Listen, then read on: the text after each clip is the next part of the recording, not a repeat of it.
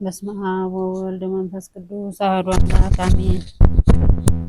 አንድ አምላክ በሚሆን በአብ በወልድ በመንፈስ ቅዱስ ስም ኅዳር 23 በዚች ቀን የመቶ አለቃ የነበረ ጻድቁ ቆርኔሌዎስ አረፈ።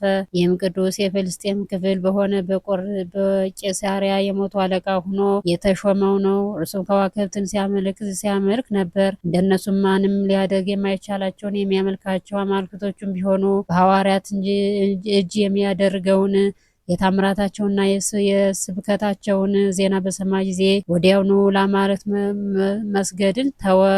ከዚህም በኋላ የሚጾም የሚጸልይ፣ የድሆችና ለችግሮች የሚወጸውት ሆነ። በጸሎቱ ጊዜ እንዲህ ይል ነበር። አቤቱ አምላኬ ሆይ እኔ አንተን ከማወቅ ጎሎኛልና፣ አንተ ግን የቀና መንገድህን ምራኝ። ቸር ይቅር ባይ እግዚአብሔር ይቅር ብሎት መልአኩን ላከለት። ወደ እርሱም አይቶ ቆርኔሌዎስን ፈራ። አቤቱ ምን ትላለህ? አለ። ጸሎትህ መጽዋዕትህ መልካም መታሰቢያ ሆኖ ወደ እግዚአብሔር ወርዷል። አሁንም በጫማ ሰፊው በስምዖን ቤት የሚኖረውን ስምዖን ጴጥሮስን ይጠሩህ ዘንድ ሰዎችን በባህር አቅራቢያ ወዳለች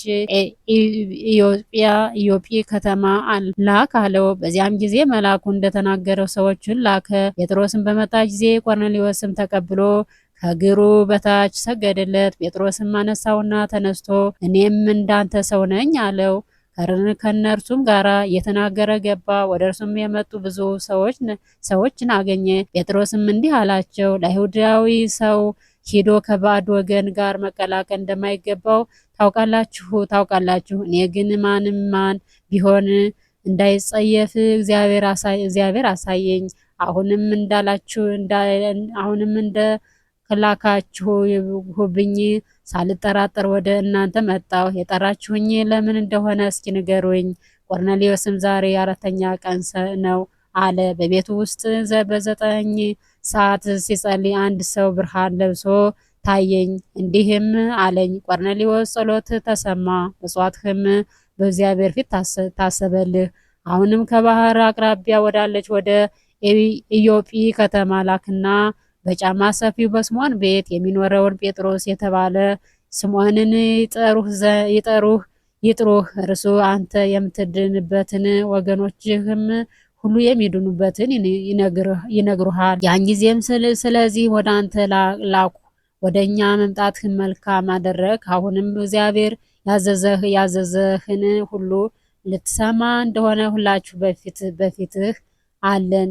ጴጥሮስም አንደበቱን ገልጦ ሳለ ጌታችን ኢየሱስ ክርስቶስ ስለ ዓለም ሁሉ ድነት ሰው መሆኑን መከራ ተቀብሎም ተሰቅሎ ስለመሞቱ ስለመነሳቱና ወደ ሰማዩ ስለማረጉ ዳግመኛ በሕያዋንና በሙታን ላይ ለመፍረድ ስለመምጣቱ አስተማራቸው። የከበረ ቆርኔሌዎስም ከቤተሰቦች ሁሉ ጋር ክብር ይግባውና በጌታ ኢየሱስ ክርስቶስ አመነ። ከዚያም የነበሩ ብዙዎች አሕዛብ አመኑ። በሐዋርያት ሥራ በመጽሐፍም እንደተጻፈ በአብ በወልድ በመንፈስ ቅዱስም አጠመቀ።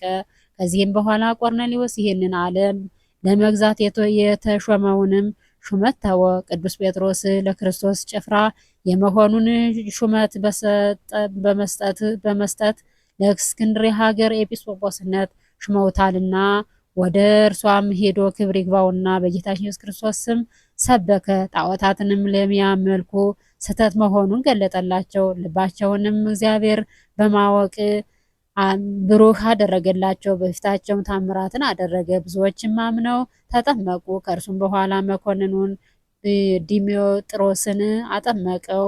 እግዚአብሔርንም አገልግሎ በሰላም አረፈ። ለእግዚአብሔር ምስጋና ይሁን፣ በረከቱ ከኛ ጋር ትኖር ለዘላለሙ አሜን። በዚህች ቀን ዳግመኛ የስሙ ትርጓሜ የእግዚአብሔር አገልጋይ የሆነ የነቢዩ አብድዩ የዕረፍቱ መታሰቢያ ነው። ይህም ቅዱስ ከጠፋ በረሃ አቅራቢያ ካለች ሱሳም በምትባል ሀገር ካሉ ሰዎች ወገን ነው። ለነቢዩ ኤልያስም ደቀ መዝሙሩ ሆኖ ብዙ መከራን በእርሱ ላይ የመጣውን ታግሶ ከመከራውም በትዕግስቱ ዳነ።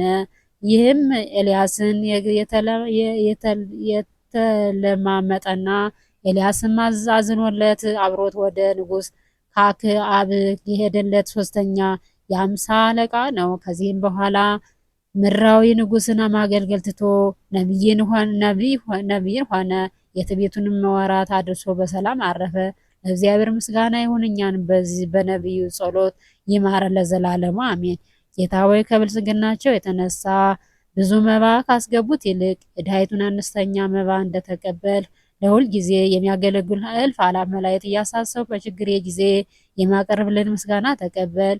እናንተም ቅዱሳን ነቢያት፣ የወንጌል ሰባኪያት ሐዋርያት፣ ሰማዕታት እና ጻድቃን፣ ትጉሃን መላእክት፣ ፍጹማን ደናግል እንዲሁም ደጋጎች መነኮሳት ሆይ ልጅ አዋቂ ሳትለይ የምንሰበሰብባትን የጉባኤ ቦታ ባርኮ ይህንን መጽሐፍ ወረቀት አዘጋጅቶ ብራና ደምጦ የጻፈውና የጻፈውን ከግዕዝ ወደ አማርኛ የተረጎመውን ቃለ ንባቡን በእርጋታ መንፈስና በተመስጦ ሕሊና ያዳመጠ በደለኛን ሁሉ የምታስምር የጌታ እናቱ በማርያም ጸሎት ኢየሱስ ክርስቶስ ይማረን።